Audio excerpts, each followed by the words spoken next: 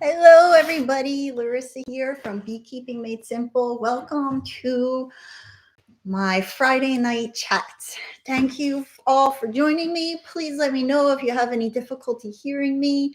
And I'd love to hear where everyone is from. So if you are open to it, please leave in the comments where you're living and if you want to add in how many hives you have. Um, if this, was your first year, third year, fifth year, 0 years. Love to hear from you guys. All right, so this chat is about beekeeping in February. I would consider this to be more in the late winter end of beekeeping. And if your bees are alive, that's great. And that usually means one thing, but there's also a whole nother series of problems and tasks that the beekeeper does to keep their hives healthy, from now until the warmer months, springtime, when flowers start blooming. Especially, this is when bees starve to death, not just due to lack of, honey, but also pollen. I also wanted to share with you, depending on how much time we have, I have a brand new beehive. I'm going to make a full video about it, but I have a new hive style that's called the Keeper's Hive, and it boasts that you do not have to lift anything heavy. You don't have to pick up a single box in order to inspect your brood. So you sit at a stool and open it up, and it makes beekeeping fun again, less backbreaking. But first off, before we start talking, I wanted to give a special thank you because I have a sponsor for this chat.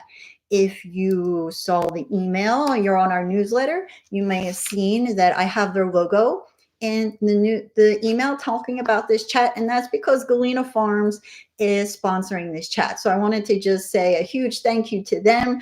Them sponsoring my channel allows me to make more of these. I'm probably going to start doing more live chats because of it. And they are having a Valentine's Day sale, which is going on right now. There's 15% off all their accessories. I have right here in the chat comments the link to Galena Farms. If you click on that link, then I also get a very, very small commission off of sales, though nothing is cost more to you. It's just send a small cut to me as a thank you for the commission. So if you need equipment, consider purchasing from them. If you don't, that's fine too. I will say they are going to be sending me one of their other hives. They do sell the Hoover hives, which I've made a video about, a wax coated beehives, but they also sell this one hive called Eli and Ezra, and that is the hive that I am really interested in. It's made, I'm here in Pennsylvania, and so there's a big Amish community here. I actually was just in Intercourse, Pennsylvania last weekend with my mother-in-law, which is an Amish town, and I don't know why it's called Intercourse, Pennsylvania. Anyway, I bought a really cute Amish apron that has honeybees on it and got some honey from their market. Very sad. First time in 10 years I haven't had my own honey in my kitchen. So they have an Amish made beehive, a little bit more on the expensive end than, the Hoover hives, but not terribly expensive. And it's Amish made, built in Ohio. So if you're looking for locally made equipment from locally sourced wood, that is a good thing to check out. So, and as always, if you have questions about your bees, feel free to put them in the comments. I'll get to them when I see them. It does not have to be about what I am talking about at the moment. But I will, check it out as I see it. And to the new people that have logged in, please leave in the chat where you guys are tuning in from. I hope this looks a little bit better. I got a light. Ta-da! I bought a light. And to make this room brighter, because I am now having live chats at nighttime instead of 2 o'clock in the afternoon like I used to when I was in Hawaii. Wah, wah. The things you don't think about when you live in Hawaii. All right, so I am first going to talk about bees in February, and then when I talk about the Keeper's Hive, I want to also introduce the Demaree method to you, which is a way to prevent swarming in your beehive when you just have one brood box, which is what you would need to do with that style beehive because it also is one brood box. Therefore, why you don't need to lift any supers, all of the supers are nuke boxes up above it. And also what you would do if you bought a typical flow hive that is just one brood box and you had the queen excluder above it. So there's a few hive styles that you would want to use that style of beekeeping to keep your bees from swarming. But right now it is early February, and what's going on here in southeastern Pennsylvania is in a lot of the beehives, the queen bee has already started laying. So before the queen starts laying and it is cold out, the bees will cluster up to stay warm, but they might not necessarily be producing so much heat. It can't be like 20 degrees inside the hive, and it has been really, really stinking cold. I, I haven't lived in a cold winter in 12 years, but when it's 5 degrees outside, that's really cold. So the bees need to stay warm and they will be clustering up and they will vibrate their flight muscles to produce heat, shiver, to stay warm. But that's not always necessary because they do not need to heat up the hive as much as they do when there is brood present. When there's brood present, they need to keep the hive, the brood, I believe it's like 92 degrees Fahrenheit. And so when there's no bird present, they don't need to keep the hive as warm. They just need to stay alive. And the production of this, like the shivering, it does cause them to need to consume honey because they are using energy for this. But then once the queen starts laying, that's when the consumption of honey goes way up.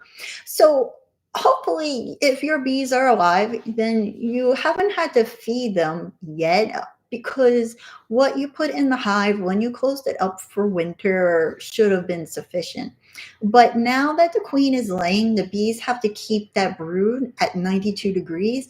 And now they are going to be using up a whole lot more energy and needing to eat a whole lot more food to deal with all of this. So now is when you really want to make sure your hive isn't going to starve to death. And one easy way to do that is to lift up the back of the beehive. Just put your hand under that bottom board, put the other hand on the lid or something to make sure you're not toppling it over, but see how much it weighs and get a feel for how much they are consuming. The beekeeper, the president at the Bee Association here had an interesting statistic that he had shared with the club at the last meeting. He said that they had 15 nukes and they have a few yards that they do beekeeping classes. They had 15 nukes and they all started with an average of 60 to 70 pounds. And two about 2 months later since they had prepared them for winter, they had noticed that they all had consumed about 6 pounds of honey. So all of these hives weighed about anywhere from 4 to 10 pounds less than they had when they had closed them up for winter. So that's about 6 pounds of honey total, or 3 pounds of honey that they had consumed per month, which is not much for the bees to consume. Considering is a decent population in there. But now that the queen has started to lay, they're expecting that they're going to be consuming a whole lot more honey a lot faster. And now is when you would be putting the fondant up at the top, or some kind of candy. You also would want to give them some pollen and make sure that they are not starving. So let me go back to my notes and see if anybody has any questions before I keep going. Eric says he read an article that many more commercial apiaries are losing a significant amount of hives to winter collapse this year. I hadn't read that article, as I'm sure that might be the case. I wonder what they're saying. They think the reason is it might be due to the fact that it has been colder this year than it has been in over a decade. I believe the last winter, honestly, I think my last winter in Pennsylvania was the last time it was this cold. Lucky me. But it really depends on where the commercial apiaries are, because I know a lot of apiaries, they just, I'm moving over so you can get a nice visual of my honeybee. I think it's so cute. A lot of apiaries do bring their hives to the southern states, and then they bring them over to California in February for the pollination of the almond orchards. So um, I really don't know which farmers that would be, because if it is the ones that are in the southern states, then that's going to be a totally different reason than the ones that are still in the cold climates and dealing with the cold winter. If you know, let me put it in the comments so we can maybe talk about it a little bit more. Carrie says she has about 10 dead bees a day outside the hive. A first-year beekeeper. Is this normal? Um, Nothing's really normal, to be honest, but it's okay if you see dead bees outside the hive. It's more so what you want to know is, are you seeing live bees coming and going from the hive, going on those cleansing flights? If you're not seeing activity outside the hive on those warmer days when it's sunny, then that's when you really want to go and check on the hive and see if they've collapsed. Because the sooner you check on them, the better you'll be able to figure out what happened and learn from it. David says, if I want to add another deep to my single deep, should I go on the top or bottom? New beekeeper without any extra drawn comb. So when you start out with your beehive, you have your deep box, and then you usually add the second deep on top of that. And I was just talking to a beekeeper about this. He was saying that he wanted me, when I get my 2 nukes this spring, to put them, one of them, into just a standard 10 frame box, and another one into a 5 frame nuke box, and then put another 5 frame nuke box on top of that. Of course, them being wooden ones, not the cardboard kind that are going to fall apart outside. And he says that the ones in the nuke box are going to grow considerably faster, and bees prefer to go up, where it's warmer out, and build down, as opposed to expanding horizontally. And I actually might try that. It's a great suggestion. And but on to your question, when your bees have already filled up one deep or 70% full, then yes, you add in another deep on top of that, and the bees build up. And that's usually how bees are more inclined to grow, that you add a box on top and the bees go up and build down, as opposed to keeping the box on top and putting another box down below. But if you're having a hard time getting your bees to build outward, consider encouraging them to build upwards instead. What I do is, especially when I'm adding an empty honey super, so this is throughout the year, but especially if I want to encourage them to go up to a totally empty box, fill it up with honey when there's already ample honey in the hive, is I will take frames that already have comb on them, preferably if they even have a little bit of honey in them, and I will put them in a box. So I almost never add a totally empty box to a beehive. There is always something in those frames to attract the bees to go up. Worst case scenario, it's a frame that has a little bit of wax on it from the last time I harvested. Best case scenario, there's like 4 frames of drawn out comb with some honey inside in that box. And that means that I'm putting empty frames into the box below. Not always an option, but again, I can't stress this enough. My favorite thing that I use the most as a beekeeper, the tool, gadget, whatever you want to call it, is a chest freezer. It is a lifesaver having a chest freezer. I started out with the small one, like the 3 cubic foot one, and you can't fit a whole box in there. You just stand the frames up inside. But it is the best way to just store frames of drawn out comb until you want to put them in. I have frames of pollen in that chest freezer because when bees are getting ready to swarm, you know what they do? They pack the brood section full of pollen so that the queen stops laying and slims down so that she can get her butt up in the air and fly, because she cannot fly when she is in full swing egg laying mode. So when I have those frames full of pollen and I'm like, uh-oh, bees are getting ready to swarm, better do something about it, I will take those frames of pollen and stick them in the chest freezer and hold on to them until I need them. I have frames of drawn out comb in there. When there are frames that are full, but I don't want to harvest just yet, I don't have the time to harvest, I will throw them in the chest freezer until I'm ready to do a big harvest. Um, if I am treating and I don't want the honey tainted, I will take them off the hive and put in chest freezer, put it back on the beehive. It's a lifesaver having one of those things, if you can manage it. Okay, so back to what I was talking about in bees in February. Right now, one way you could tell if your queen is starting to lay again and there's brood in the hive is with a temperature sensor. So if you have one of these, I do not, but if anyone does have them and likes one and has a brand they want to recommend, please leave it in the comments. You can put a temperature sensor in your beehive, and that will tell you whether your queen has started to lay or not without opening it up and disturbing the brood. Because, when you're inside your hive, one beekeeper said that it's usually 60 to 70 when there's no brood present. Another beekeeper told me that it's more like 45 when there's no brood present in the center, maybe 55 in the center, 45 on the outside. So it might vary what the bees keep the temperature at when there's no brood. But once the queen starts laying in the winter time, that's when the temperature increases.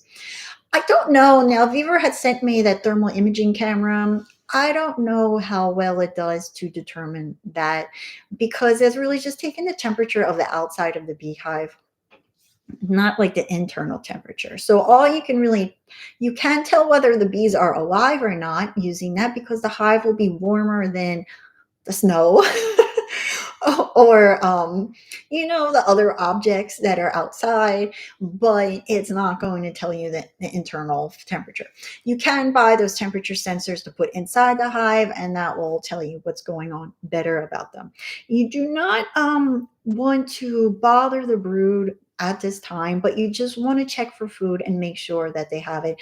There's You would just be putting feed under the inner cover, right up on top, opening the lid as fast as possible on a warmish, sunny day that you can find. And because it would be better to break that seal and allow some heat to escape if it means keeping your bees from starving to death. Now, you also want to make sure they have ventilation. It's very important that there is airflow, but you do want that entrance to be fairly small. You don't want this big wide entrance. You might find that the bees are propolising your entrance to make it even smaller, and you don't want to break that open, because they are probably trying to keep the hive safe, trying to keep all those cold winds out. But for the most part, the bees are probably moved way up from that lower entrance, and they are probably moved up to the top of your hive into that second box. These are some tips from a beekeeper that emailed them to me, so thank you for that. He reminded me that morning sun is very important for your bees this time of year. He says he likes to see where the moss is growing, and he points his beehive in the opposite direction, so southeast. For that morning sun, and that can be really helpful for the bees so that they are leaving to go on those cleansing flights when they need to. And this is a big way to prevent your bees from getting nosema, which is spores in their digestive tract, which you do not want to happen. You want them to be able to go on those cleansing flights, leave that beehive and defecate and clear out their system. Now there's You don't want to feed your hive too much pollen this time of year, but it is good to give your hive some pollen. I bought some pollen. Where is it? I'll show you. Just got my package in. I got a order from Date, another order from Mountain Sweet Honey, and Date is really where I go to, not for the wooden ware, but for stuff that I can't find anywhere else because they have like that really big supply. I feel like they're maybe more so the commercial beekeeping end of things. So this is called AP23, and this is synthetic pollen substitute is what they call it. And on the bag, if you're confused about how to feed bees and the specifics of how much you put in there, you just need to follow the directions. So buy it, and then when you buy it on the package, it will tell you this one has directions for patties, and it has directions for dry feed, and it talks about what's inside it and stuff. So that's really what you should go by, as opposed to just listening to beekeepers and what recipes they recommend. Now, this, unfortunately, if your bees die this time of year and they had ample food and you had candy on the top, because sometimes the cluster, if it's too cold, they don't break up, and so they could starve to death even if there is honey in the hive, because it is somewhere else in the hive where they didn't get to it. But if there was honey around them and there was honey on the top or candy, there are other things that could have happened, and one is a failed queen, especially if your queen was older. I know I hated pinching queens. I was very traumatized. I worked for this apiary with 2,000 hives, and my first week they were pinching queens, and they went out to all 2,000 hives. We would go to a yard, 100 hives per yard, and you would just go through, and each person had a task, and I was with the beekeepers that were opening up the hives and pinching the queens, and there was another beekeeper coming around and putting a caged queen into each hive. And I had nightmares about queen bees for days after this. I killed hundreds, probably. Well, we all kind of separated it, but a good 100, I would say, because we went out to a few yards each day over the course of the week. I killed a lot of queens, and I actually would put them in a jar of alcohol, rubbing alcohol, because I read it was a queen lure. It never worked for me, but some beekeepers do put the dead queens in there to lure swarms. And sometimes queens can fail. So having a younger queen, a queen that is just a year old, is ideal, but it's up to you to decide whether you want to let nature run its course. If a queen failed if you are seeing drones in the cells, because then that means that you probably have a laying worker that is laying unfertilized eggs. And so the drone comb has that dome shape over it, which is the best way to see the difference between worker bees and drone bees that are pupating and haven't hatched yet. It has this very distinct dome capping over it, as opposed to the worker bees that have that very flat capping. So the big thing right now is to make sure that your bees have food, that they are getting that morning sun, that they have ventilation, that they are warm, and don't bother them too much. And like I mentioned in that one comment, if you think your bees collapsed, check it out, because if it has been a few weeks, here last week, the week before, it was in the 40s, it was sunny. There were days when beekeepers should see bees coming and going from the hive. And so if you're not, then it's a good sign that your hive has collapsed, and you should check to see, open it up, start from the top and work your way down and see what's happened. So before I move on to the next part, let's see what everybody has to say in the chat. I wish I could see your faces like on Zoom. That would be nice. And you could say out loud in your voice your question. We have somebody with 4 hives, end of first year with 4 hives, Northern Georgia mountains, 1 hive, Vancouver, Washington with 2 hives. Oh man, it just moved when I was doing that. Amherst, Ohio, Southeast Ohio, trying to catch a swarm. I've been keeping bees for 11 years. You know how many swarms I have caught in 11 years? I set out all kinds of swarm traps, caught 1 swarm, and they moved. They went right past all of my swarm traps and moved into a nuke box that was on the side of the barn, surrounded by a bunch of empty old beekeeping equipment. Stack of boxes up on top. We had to go get the ladder, pull everything down.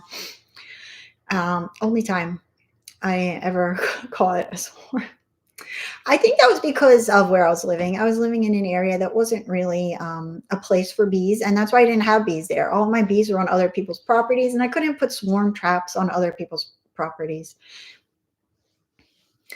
More people from Ohio. Jimmy says second year, had 2 hives, but back to 1 due to absconding hive late September. Ordered a VSH hive nuke and a Carniolan package. If Maya Italian make it, we'll split them February or March. We'll see. DC's Bees likes my painting. Thank you very much. It's a very slow progression. I was talking to my husband and I was like, if we ever sell this house, are people going to be like, what weirdo painted a 4-foot jar of honey on the wall? Who does that? other than me. Oh, Clifton, 3rd year with 30 hives. Holy moly. How did you get 30 hives in 3 years? That is quite an accomplishment, Clifton. Where are you? Where do you have? Oh, down there at the bottom, I see Oklahoma. Wow. That's cool. Quite the progression, unless you bought someone's apiary with 30 hives, but still, that's a lot of hives for a 3rd year. Jimmy says they have sugar on top and starting to feed sugar water to help. Italians rip through food storage. 1 to end this year with 4 to 5 hives. Yeah, I mean, when it comes to overwintering, they say the Russian bees and German bees do really well. Italians aren't known for doing incredibly great with the overwintering. They did really well in Hawaii, and they are known for bringing in a lot of honey in the summertime. But then they eat through a lot of it in winter, so maybe that's why. Prospecting with Disabilities says, I lost both my hives this winter. I had candy board on top, but they still starved. I'm sorry to hear that. What makes you think that they starved to death? I'm curious, because it could have been something else, unless they weren't able to break that cluster and move to more food. We have someone from Michigan, Gary Plant from Chico, California, blue sky above. You're just bragging now. My daughter, very sad. She is 3 years old. And you know what she said? We were driving and she got really excited and she pointed out the window last week and said, look, Mom, blue sky. She'd never done that before in Hawaii. It was a given. And when we were going to a friend's house for a birthday party, and she asked if we could walk there. And I said, no, it's too far away. And she said, but I want to see the sky. And I thought that was very depressing, that we just haven't been outside much, that she is missing the sky. Yikes, BC, Canada, temperatures -5 to 10. Jimmy says, do you prefer single or double deeps for brood rearing? Thinking about trying a single deep, but not Italian bees. I don't like double deeps for brood rearing, but I'm going to do it. In Hawaii, I did not. I had a single deep and I put all mediums above that. And that is pretty standard in that climate. That's what the place that I worked for did. And when I tried double deeps in Hawaii, I couldn't lift that second deep box. It was so heavy. It was so heavy. And since I had a considerable amount of hives, it was just too much time to like take a bunch of honey frames out so I could lift the box up and then put all those honey frames back in. You know, if you only have a couple hives, it's not a big deal. The box is too heavy. Have an empty box with you. Take out some of those heavy honey frames on the side, put them in the big box, take the box off. You can also make a table. I have one in some of my videos. It's a table that doesn't have a top. It's really just like a table you can make in 10 minutes with scrap wood, but you make it as tall as your beehive is. Like the top of this table should be the top of your very lowest box, that first box, so that when you pick up the second box, you literally just have to pivot, rotate, and put that box on top of your table. Now the box doesn't, this table doesn't have a top, and that is intentional so that when you're putting this box down, you're not squishing a whole bunch of bees that are underneath on this box. And so that doesn't require you to then have to pick anything up off the ground, which is, you know, the big thing that's bad for your back. But so in warm climates, one deep and all the rest mediums. That first medium was almost always half brood and half honey. A good amount of the brood was drone comb, and because I didn't use foundation, so they built what they wanted to, where they wanted to, and half was honey. Sometimes you had a queen that just filled up that whole second box, and sometimes you had a hive that almost filled up that whole second box with honey. But on average, half brood and half honey for that second box. And so having two deeps was just too heavy. But here in Pennsylvania, I am not going to do that. I'm going to do two deeps. And that is because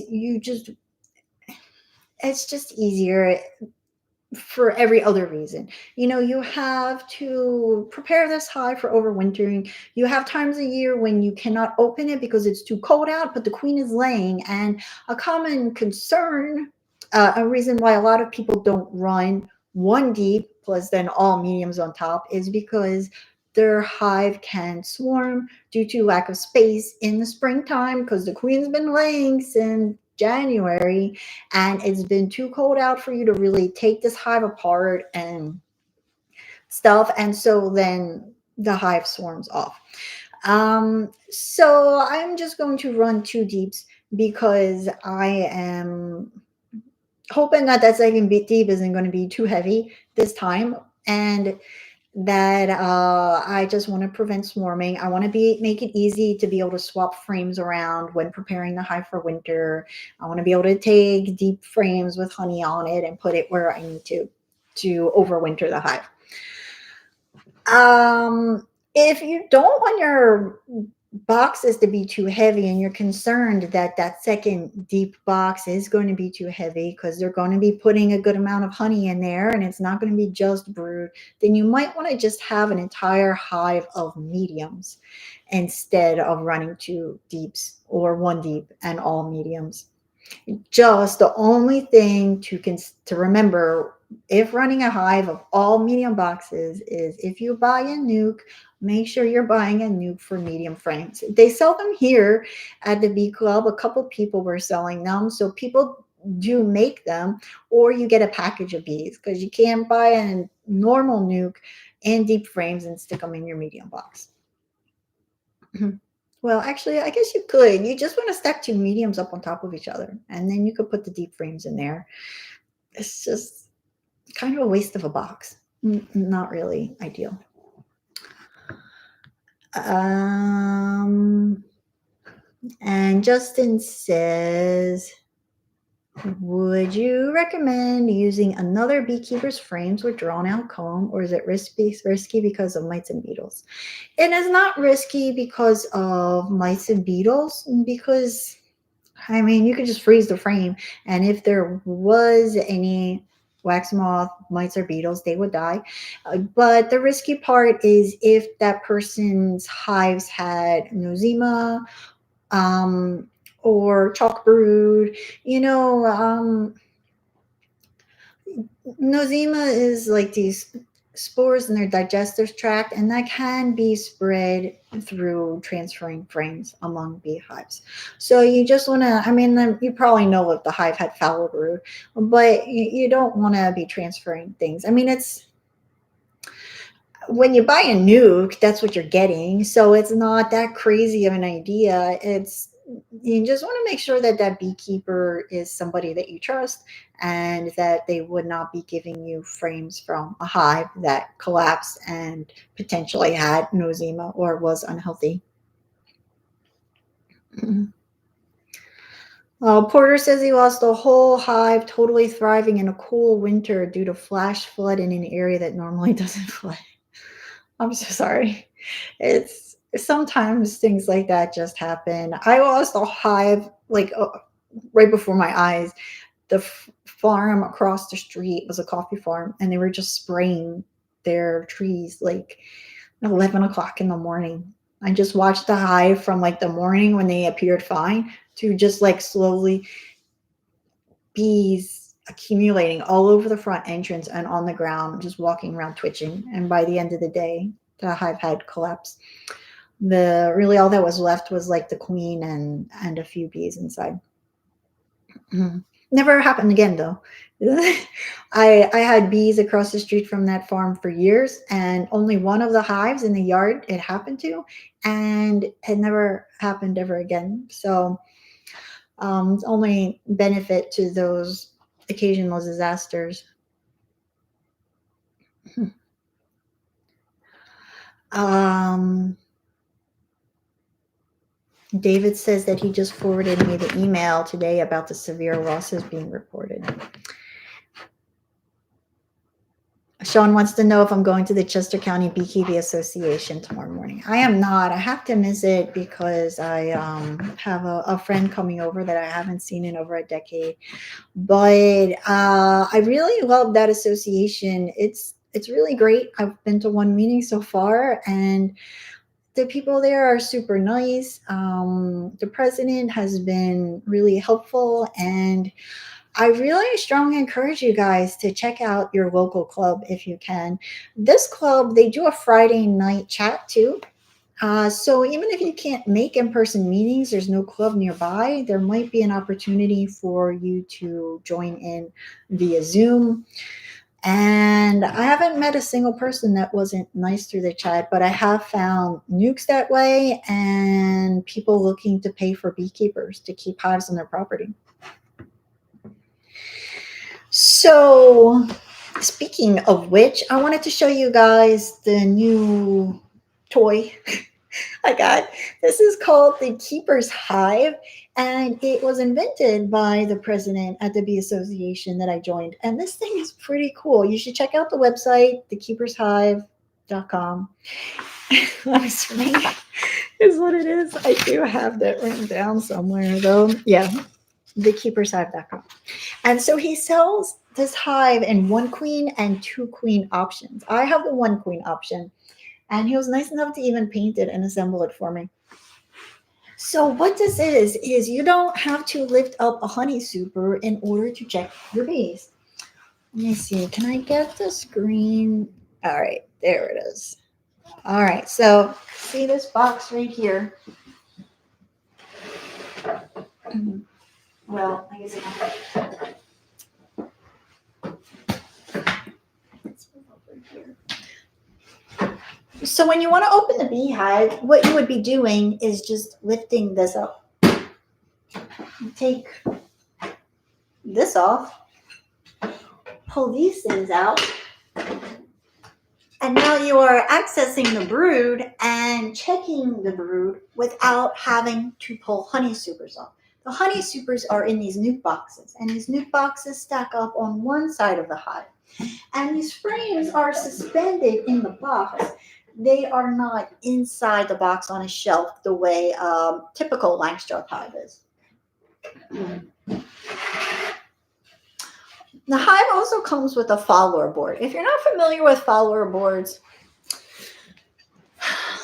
let's talk about follower boards. I had them when I first started beekeeping. I built top bar hives, and top bar hives have follower boards because You're not, that's the only way you can make the hive bigger or smaller. There are no boxes to add.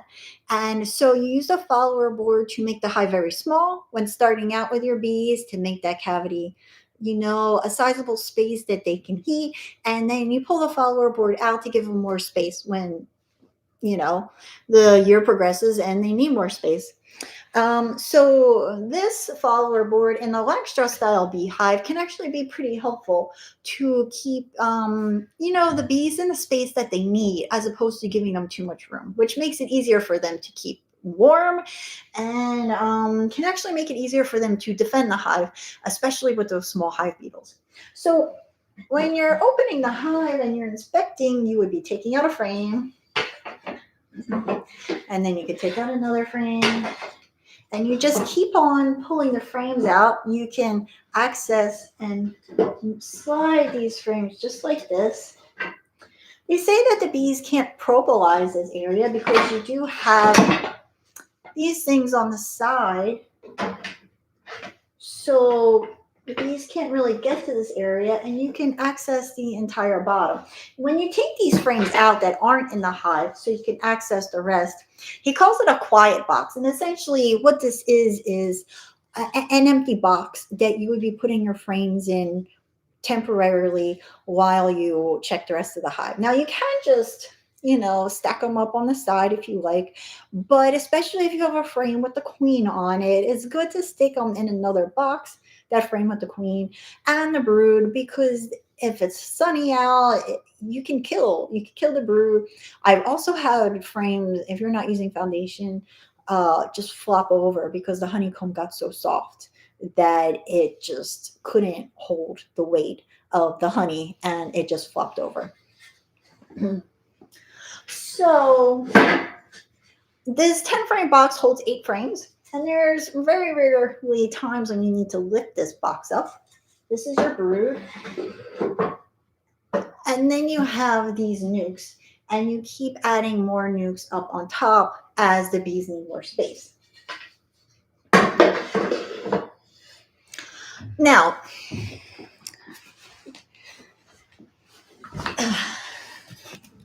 this is the thing. When bees have just these 8 frames to build on, there's a queen excluder, above this.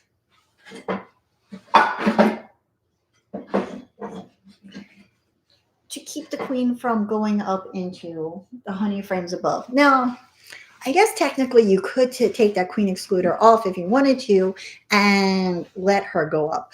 But what he recommends is the Demaree method, which is a method of beekeeping in which you continue to take frames out of the brood nest and put empty frames in, and take the frames with brood and put it up above. So I'll give you a little bit of a demo.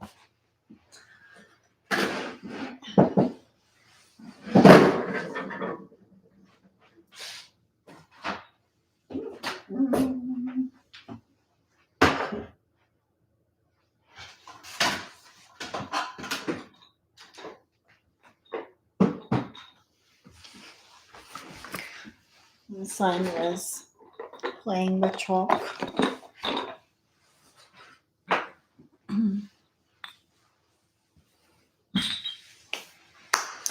All right, so when you want to prevent swarming in your beehive, what you need to do is give the bees space in the brood section. It's always good if your upper boxes, your honey boxes are full, to put more supers on top so that the bees have space. But that is partially just so that they can bring in more honey and they have somewhere to put it. But if you want to prevent your bees from swarming, you need to give bees space in the brood nest where the queen is laying. You need them to have, there needs to be somewhere for her to lay. Otherwise, she's going to slow down, stop laying, and she's going to be ready to take off and fly away with half of your bees. So typically what I would do is take some frames out and put them in a hive that needs it, frames of brood, and put empty frames in the brood nest. But another method is called the Demaree method. And what you do for that is you will take some frames from the brood nest and put them in an empty box on top of your hive. Ideally, maybe those frames would have some drawn out comb in them, but it's not necessary. So you're going to have in your brood box, instead of a whole box full of brood and honey, you're going to have, it would be like a frame of food, 2 empty frames. Then you would have a couple frames, the frame with the queen on it, you'll keep in the brood nest. You'll have a frame of open brood in there, 2 more empty frames, and a frame of food. So you have 4 empty frames, 2 on either side, a little bit of brood, and a little bit of honey. And you're going to take the rest of those 4 brood frames that you took out of the brood nest, and you're going to put them in another deep box up on top. Because he gave me honey supers, but he also gave me one deep nuke box. So in that deep box, you're going to put those 4 frames of brood you took out of your brood box. And since you have this queen excluder here, the queen can go up there and continue to lay on those empty frames. So that brood, the bees will take care of, and it will eventually hatch, and those frames will be empty. And then the queen will have those empty frames in the brood nest to lay in. So once that brood nest gets full again, what you're going to do is take those empty frames from that upper box, and you're going to put them back down into the brood nest, and you're going to take those frames that the queen laid in and bring them back up. And so you just keep swapping the frames out, and you put the brood up top. But you really need to have that queen excluder on, so you're not attracting the queen to go up there to lay all over those boxes. And that is the Demaree method.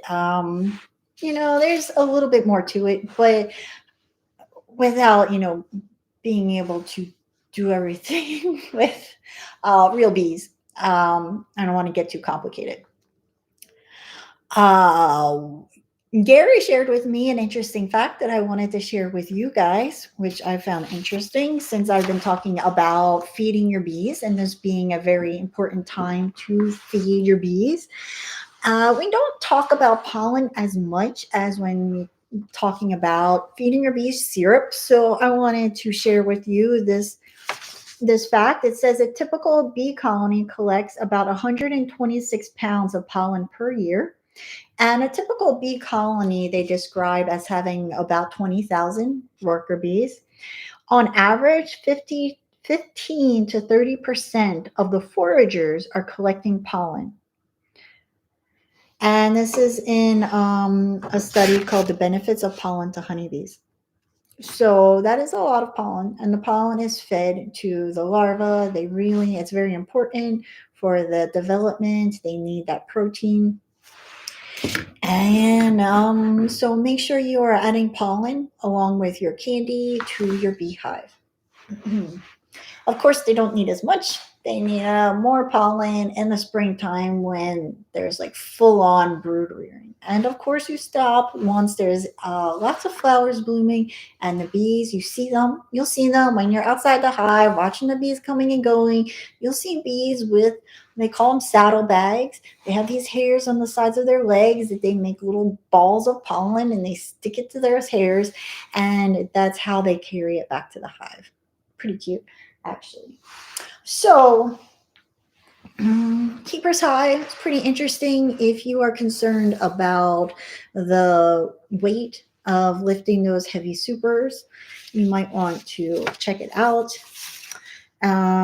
They have a 1 queen, and this is really interesting. They have a 2 queen option too, which means that same beehive, but it's like 2 brood boxes next to each other, and then there's like this stack of boxes in the middle. So if you are concerned about like not wanting to have a big row of beehives, but would like to have 2 hives, that 2 queen Keeper's Hive is an option. So there's essentially 2 brood nests in your beehive, but then they're sharing this central section that they're filling up with honey.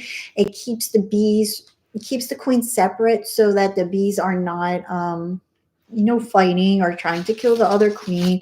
And he says that I forget how much honey he says that you can get from one of those hives. But that two queen keepers hive, you can consider harvest a considerable more amount of honey than you would with a single beehive with just one queen. Let's see. Let's see. How is Pennsylvania going? All the bees left the hive. The hive was full of honey. What you think happened in December? I'm in New Jersey area. The bees left the hive. Absconding is usually caused by either an infestation of something and it's their last resort. So, if it's not slimy, it's obviously not small hive beetle, could be varroa mites, though usually in the wintertime, I would think that the bees would just be collapsing and the hive would die due to an infestation because I think they abscond due to varroa mites because the brood is heavily infected with the varroa mites. So they're just really abandoning their mites. So the other big cause of bees to take off is an environmental issue. Like, is there a really strong smell, or is there construction going on that's causing a disturbance to the bees and really annoying them? It's not common for the bees to take off in the wintertime in New Jersey in December. That's a little weird. Was the hive insulated, and was there maybe a lot of wind or something getting into the hive? Like, was it older equipment? Yeah, I would really look to see maybe there was just a lot of moisture in there. Maybe like rain was getting in. Um, that's a little bit of a head scratcher, my husband would say. It's usually you'll see the dead bees inside the hive, not them all taking off. Anybody else have any suggestions for what could have caused all the bees to leave in December? Mid Vermont, fourth year, 16 hives. That's quite a bit of hives too for a fourth year beekeeper. Good job, Todd. Let's see. Greg says, when you run a single deep, how do you manage brood when you can't move down frames of brood to give the queen more space? Well, you can do the Demaree method. You can take that deep and put it on the hive temporarily so that the brood hatches. And then once the bees hatch, you can take that box off along with any comb that they may have started to build in that box. You can put it into another hive that needs it, or what I do is that's just when I make splits, and I will sell those nukes.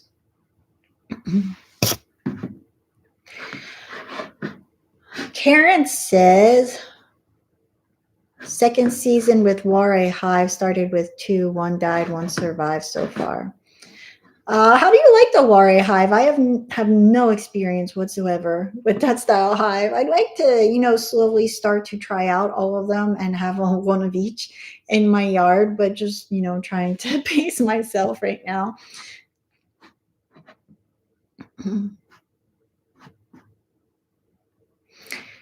I have someone from Harrisburg. Jimmy wants to know if that hive has a solid bottom board. It does have a solid bottom board, yes.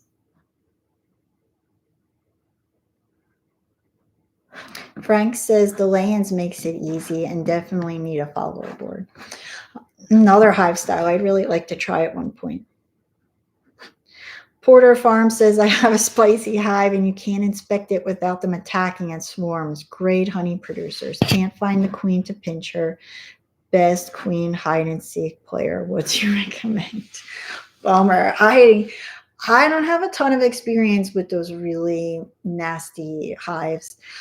Are you in an area where there are Africanized bees? Like, are we talking about crazy? Not crazy, but serious seriously aggressive Africanized bees, or are we talking about just uh, aggressive bees? And I'm curious, have you done anything for varroa mites? Like, is it possible that there's something that's really stressing them out? I have a student in Kauai that had a hive like that too. They brought in a ton of honey and he just hated going in there. The only time he would go in there is to pull honey. He never saw the queen. He never did anything because they just were so angry. And this was the two things I recommended. One, go to them last so that they don't sting you and then you smell like that to open up the other hives, because you're just going to make all the other hives mad. Two, this is the only time I have recommended the flow hive, but I was like, this hive is for you. Just put one of those. You don't have to buy even the whole flow hive. You could just buy the box with the frames, stick that on your brood box, two brood boxes, a queen excluder, put that on top. And when you want to harvest honey, just crank the frames, get your honey and get out. If those bees do it all themselves, they don't want to be bothered, just let them be. Especially if they're surviving through the year, then they must be dealing with the mites on their own, because that would really be my only concern. You don't want the hive becoming a breeding ground for varroa mites and them spreading to the other hives, because that's what they do. The varroa mites can travel short distances and they might be robbing each other and spreading those mites. So you have a hive that's infested with mites, you really don't want to just leave it be. But that's what I would do if I had a hive that was just wanted to be left alone and they were not infested with mites. And otherwise, you can also just let them collapse on their own. If they are infested with mites or abscond, I would not keep bothering them and opening it up and killing yourself getting stung up, though, because that's no fun. I know there are smokers. Have you ever seen the smokers that they use with Africanized bees? They're like, they had one at the farm I worked at in their museum, because the owner's sister used to have a queen breeding operation in Brazil, and the smoker that they used was like the size of my 3-year-old. It was like so big. So you can like heavily smoke the hive. That might help. And you can talk to beekeepers in the Texas area that are experienced with dealing with Africanized bees. But that's what I told the guy. I would just stick a flow box on that thing and take a little bit of honey and leave it alone. I don't know if that's good advice, though. I am not the best person to talk to when it comes to aggressive bees. The bees I've had have always been fairly calm. Other than when they were building a house on the one property I had bees at, then they were not so happy. But even then, they weren't terrible. Cookie Monster. He's saying to Frank he was interested in the horizontal, or she, I mean, I don't know, Cookie Monster is a male or female, but unsure how to overwinter. I heard it's different. I'm just getting this started. So I'm going to stick with Langstroth for now. That was the same issue I had with the horizontal hive, was the overwintering. I found it to be a little bit more difficult because, when it comes to the windbreak and insulating the hive, it seemed easier with the horizontal setup than figuring that out with the vertical one. It took up more space. I know it can be done. But yeah, if people do have experience overwintering horizontal hives, please leave it in the comments. Oh, very aggressive hive, treated for mites, bought from Ohio, so not Africanized.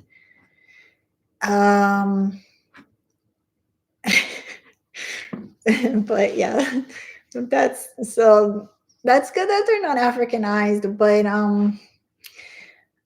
yeah, those aggressive bees, I don't really think, if there's not an issue with them being unhealthy, it can really be a bummer as a beekeeper. And there's really only so much that you really have to do. And it can be like the downside to doing cutouts and stuff if you get bees that are overly aggressive, as opposed to the ones that are a little bit more calm that you get from the apiaries. Donald says, if your bees died over the winter, when's a good time to purchase replacement bees? Now is when you'd really want to get them, because a lot of places are taking orders now and start to are all sold out, usually by like end of February. Or, whenever your midwinter is. If you're in Australia, then, it'd be the opposite. Porter Farm says you can't kill them. Top blew off in a storm and the rain didn't kill them. It's the way it always goes. It's the bees that you don't want. They're the ones that stick around and never. I have had a hive survive the hurricane in Pennsylvania. The worst hurricanes I've ever experienced in my life were in Pennsylvania, not Hawaii, and the wind blew the lid off. I did have it strapped down, but I used not ratchet straps. I used bungee cords. The wind blew the lid off to the side of the hive because it was bungee cords, but it wasn't strapped. And during a hurricane, and a neighbor saw it and went out there once the storm had passed and put the lid back on, and the bees survived. That was a top bar hive though, so there wasn't gaps between the frames. I once had a hive get knocked over by a wild boar in Hawaii, and this was not on my property, so I don't know how long they had been knocked over, but when I went out there, it was on its side. So let me show you.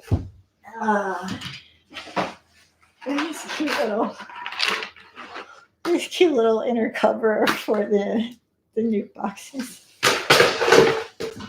All right, so when I go out there, the box is, no lid on it, and it is just on its side like this. And I can just see all the little bees' heads poking out and looking at me when I walk over. The colony was alive. A lot of the brood was still alive. I just turned it back over, put it back on the bottom board, stuck the lid back on it, and they survived. It was quite amazing. I was very impressed by those bees. I can't believe that they actually survived that.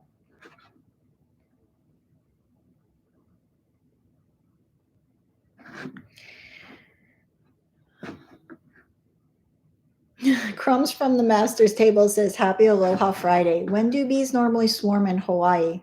Kauai. Bees swarm when the hive is full, and that's going to be during the nectar season. So for us, nectar season started around February with the silver oak and the macnut trees. And so you really had to worry about swarming March, April, May, June, July. And usually by August, the Christmas berry was slowing down, and then you were in the clear. There really wasn't much blooming September, October, November, and December. On the coast where the mesquite trees are, those trees bloom in February too. And so that's when the bees would swarm in that area, in those really dry coastal areas.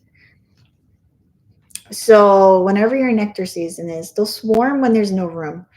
Bees can swarm even here, like in the springtime, when you wouldn't think that they're going to swarm, but they swarm because the queen's been laying since January and there's just no room in the beehive. So if you get a nuke and it's in this little box that holds 5 frames and you just leave them in that box for a month, there's a good chance they're going to swarm because there's no room for them to expand. If you put them in a deep box that held 10 frames, then they wouldn't swarm because they'd have space to grow. And that's one reason why I don't use queen excluders, because it keeps the bees from bees can swarm a little, or a little bit more inclined to swarm, because you're keeping the queen from laying. And if she wants to go to the upper boxes because she really just is a super active queen, then I'd rather her lay in a frame that has honey on it than for them to swarm off, because that's a hive I want. That's a hive with a really strong queen that's laying a lot, and I don't want to lose that queen because there wasn't anywhere for her to go.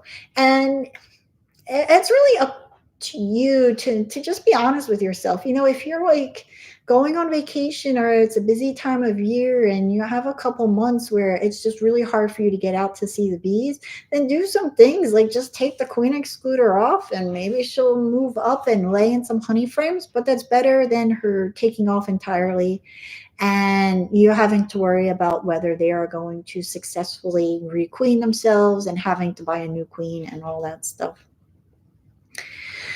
Um,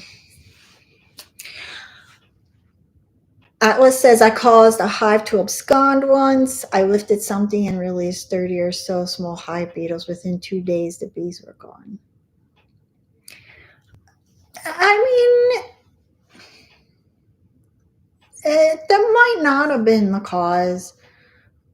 Usually when you take the lid off, small hive beetles run around. They're out of those crevices that the bees were guarding them in. So I wouldn't be too hard on yourself. It could have been something else. I mean, it could have also just been varroa mites. If the hives don't abscond because of small hive beetles unless there is like slime in the hive.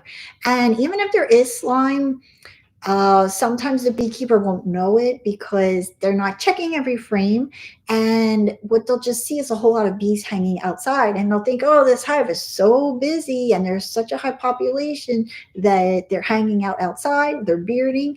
But what's happening is the small hive beetles larvae are just sliming up the frames and the bees are getting kicked out of their hive, and so they're going outside the hive and to other areas of the hive and just abandoning that hive. And it does take a few days to happen. So if you didn't see that slime, that might have not have been the cause of the bees to abscond. um, but that's what I've seen in my experience with those lovely hive beetles. Okay, let's see.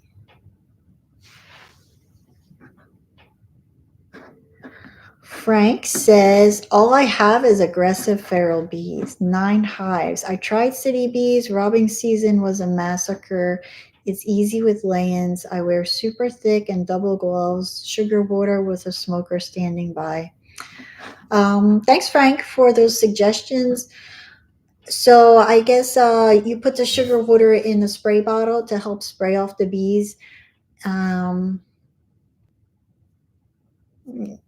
yeah, I just filmed a video today. I was going to put it out tomorrow, but I'm going to save it for next week. And I'm a little concerned that I'm going to be offending people with this video because it's called the set beekeeping lies. And one of them was a lie that something I consider to be a lie that someone told me. And a few people told me. And that was that beekeeping in the city, like you can keep bees in the city and that the bees do pretty well in the city, not as good as rural areas, but they do pretty well. And it's not a bad thing to keep bees in the city, and I consider that to be a pretty solid lie.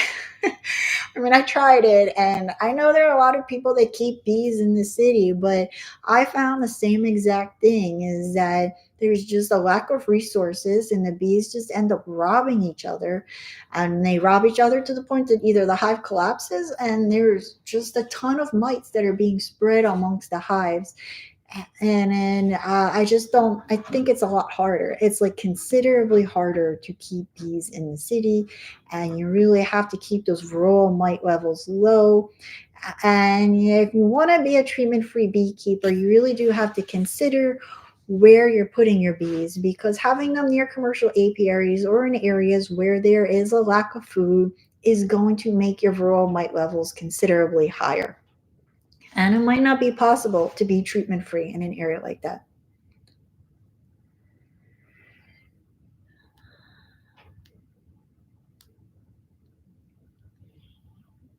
Todd wants to know what type of bees I ordered this year. I don't know. They didn't ask me. I ordered one package of bees from the Exton Bee Company that comes in March, at the end of March, and I ordered two nukes from a guy in the bee club that lives like 2 miles down the road from me. Now, Gary had suggested that since I have absolutely no comb or anything for the bees, to put a frame from one of my nukes into that hive or the packages. And I wish I could do that, but the package comes at the end of March and my nukes are going to be, should be ready by mid-April, is what the guy said. So we'll see when they will be ready. They're ready when the bees are ready. So I understand how that goes. You can't really predict that kind of stuff. They did not ask me what kind of bees I wanted. They didn't mention what kind of bees they are. I just kind of assumed they were probably going to be Italian, because most of those companies, they're just going down to Georgia and Tennessee and picking up a truckload of packages of bees and bringing them back up to Pennsylvania. And I think that's pretty much the strains that those places have. All right. Is there anything I missed? So stay tuned. I will have my video about the lies of beekeeping. Last week I made a video about beekeeping phrases and definitions. I know there's a whole lot more that I didn't include, but I spent a lot of time on that video. It took me a lot of time to put that thing together with all of those texts and photos. So I hope you check it out, because I really liked making that video and I thought it would be incredibly helpful to beekeepers of all different levels. And if you think other people might find it useful, consider posting it to your bee club's Facebook page, or sharing it with the club, seeing if they want to add a link to it to share with their members. I can't do stuff like that about my own videos because no one wants to listen to me talking about my own stuff. But if you find it helpful, I hope you consider spreading the word. And finally, because it is 9:13, I gotta go to sleep. I want to say thank you to Galena Farms. They're sponsoring this so that I can make more live chats. If you want to buy some beekeeping equipment, they have some great hives. The Eli and Ezra hive is the one in particular that is made in Ohio. It is an Amish-made beehive. Here is the link if you want to go to their website. It's just galenafarms.com. But if you use this link, then they will give me my affiliate teeny tiny percentage, which is always nice. Nice to see you guys. Great to see so many people commenting, asking questions. If you have a question that you want me to address in a chat, feel free to email me, which reminds me, one person emailed me saying they couldn't make it to the chat, but they had a question. And it was that I had mentioned before to not use, what is that thing called? That board with the chart on it, to check for mites that you put under a screen bottom. I forget what those things are called. Anybody remember? The video is called 50 Beekeeping Phrases You Should Know. But if you go to my YouTube channel and you just go to the videos, it's the newest one. Okay, so back to that mite board. It's white and it's like corrugated plastic, and it has these black lines with boxes. And what you're supposed to do is cover it in like Crisco or something, put it under the hive, and then I forget how long you wait. You check on it, and you're supposed to count how many mites fell down on it. And that is one way to do a mite check. Sticky board. Thank you, Richard. I feel like my memory should be better. I'm only 42 years old, but it is what it is. Maybe when I don't have children waking me up in the middle of the night, my brain will get more rest and recover for the next day. A sticky board. So issue with the sticky board is it's not as accurate. If you think your hive is heavily infested, or you cannot do a mite test because your population is really low, or you don't know how to find your queen and you're afraid you're going to kill her, sticky board is one alternative. A better alternative is to just open up drone comb and you can count the mites there. But if there are no drone cells, you can use the sticky board. The thing with this sticky board is that, one, it's a real pain in the butt. Like, my eyesight's decent. I do wear glasses, but I go to the eye doctor. My eyesight's okay. It's really hard to just look at all these little specks that fell down. You have pieces of bees, you have pollen, all these things on the board, and you're trying to figure out which one is a varroa mite. Two, you just never know what's falling off the bees at that given time.